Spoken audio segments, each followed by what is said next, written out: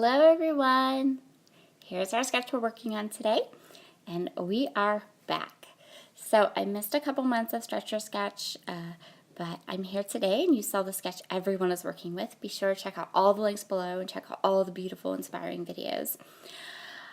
So let's talk about the products I'm going to use. I'm going to use Cocoa Vanilla Studios More Than Words collection, and I have chosen this paper as my inspiration. So I pulled everything that kind of matched that paper, and then because there was a lot of dark tones in my photo, I'm going to play with the sketch a little bit with regard to where my titling is and where my journaling is. This particular layout went super duper fast, so I left this part here where I'm showing you the papers and products I've chosen so that in real time. I left it slow in real time because this video, literally without me even speeding it up, was only 27 minutes long. Okay, so now we're in fast mode. As you know, with Stretcher Sketch, we're turning our sketches into a different size. So I'm going to turn my sketch into an 8.5 by 11, and I'm going to show you here a neat little trick when you to kind of conserve your very favorite patterns. So what I did was I based my entire color palette off of this floral paper. And what I wanted to do was I wanted to use both the floral paper and I wanted to use the back side. So when you're doing that with an 8.5 by 11, you cut your 8.5 by 11 and you cut the long side first, and then you can flip it over and use the other pattern on the other side to give yourself a nice anchoring line on your page. You can also use this to mat a 3x4 photo if you're working with 3x4 photos. It also works great for that. So I'm just going to trim off the edges here, and like I said, this video is going to be kind of short because this page, I was cooking dinner while I made it, believe it or not. I was cooking dinner while I made it, and it literally took me 27 minutes to create this page, which is kind of the beauty and love of a sketch. So I left my entire process in, except when I got up to go check on dinner. So I'm going to mat my photos with this black and white pattern here. I still have oodles and oodles of More Than Words from Cocoa Vanilla Studios because I kind of hoarded it. And I am currently right now really enjoying going back to some of these collections that I did very little with for whatever reason. Sometimes I did very little with them just because of time and design team responsibility. So I've been going back to some of these collections. And there's a puppy, because this is what my children do. So I've been going back to some of these collections and working with them again, because a lot of them I did maybe one layout because it was new and I wanted to use it, and then there was no time to do much else with it. So everything is getting inked with Hickory Smoke Distress ink. You can this particular ink pad is one of my favorites. This one and my vintage photo are permanently on my desk, and I have them pretty gunked up. So I'm just taking some of the pattern. This is the other side of that black and white paper. Again, 8.5 by 11 layouts are perfect for when you want to use both sides of a double-sided sheet of paper. So I'm going to do something totally dumb here. I'm going to cut this into, are you ready, 6 by 6. Or I'm going to cut it in half at 6 inches, and then I'm going to realize that I don't need to cut that big piece of paper down 6 by 6 because I have the entire 6 by 6 paper pad beside me. I can just use that. So I'm going to use this paint stroke paper. I selectively chose the 2 paint strokes I wanted from the pattern, and I'm going to slip it right underneath here as the border piece that goes across.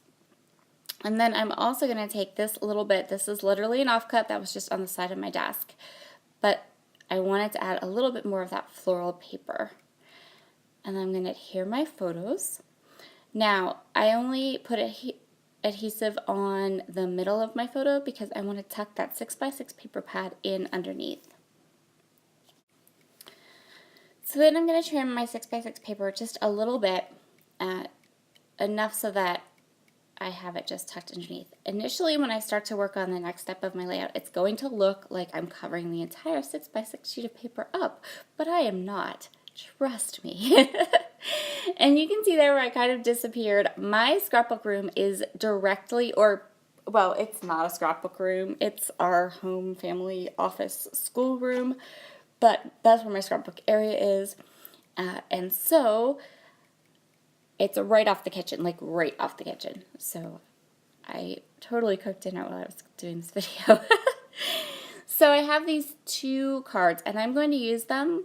The one as the title for my page, which is going to be this dark card. And I pulled this dark card in, one, because I wanted that sentiment to be my title, and also because there is dark in the picture. There's a lot of dark in the picture, and so I wanted to pull some of that dark, those dark tones into the rest of my layout without making the entire layout dark, but also just so that they work seamlessly together. And the next thing I'm going to do here is I'm going to go ahead and date my photo, and then I'm going to do all of my journaling. This is a One Canoe 2 date stamp. It's my favorite date stamp. It's the date stamp I use for everything. And now I'm going to go ahead and jot down all of my journaling. There isn't a ton, just a little bit, but then you see here I'm going to rip off the bottom of that journaling card. I did it for texture, but I also did it because I was covering up all of that fun, pretty paper. So I've already gone through my die cuts, and I've chosen the tiny flowers, so the flowers that match that pattern paper on the back. There were just enough clusters I felt that I could really go ahead and just use those tiny flowers and make those the focal kind of, not vocal, but focal image or icon, and spread it throughout the page. So you can see me here. I'm just taking all these bits and pieces and 3 of the words, little banner die cuts, and I'm going to place them all around my layout in different spots where I think I like the placement. And once I'm happy with all of that, I'm going to ink up all these die cuts, and then I'm going to add the last little touches to my layout. So the last little confetti sprinkles on my layout are going to be those enamel shapes. I am going to spread them out on my 3 areas of embellishments. And that's going to complete this layout. So really easy. This sketch made things go really nice and fast. I'm sorry if you can hear my puppy crunching in the background. Just an FYI, I am truly a dog mom because my puppy got up at 6 a.m. and I got up with him and did my voiceover. Yay me! I'm going to go ahead here. Oh, and did I mention it's Saturday? This mama's getting a nap later. I hope you've enjoyed this layout. Please be sure to hit that like button. And if you are new to my channel, I'd love for you to subscribe and hang out with me. I am a paper crafter of all formats, makes, models, designs. If you can make it with paper, I do it. And if I can shoot it with a video, I do that too. I'm just going to go ahead here and give it one last look. Make sure I like all the different elements I've added, see if it needs any more, but you know what? Sketches are great like that. Doesn't need more. And that's going to complete this layout. Thank you so much for joining me today. Make sure to head over, check out all the other wonderful ladies in our Stretch You Sketch tribe. And I have some close-ups coming up for you. Have a wonderful, wonderful day, and I'll see you all again very soon. Bye.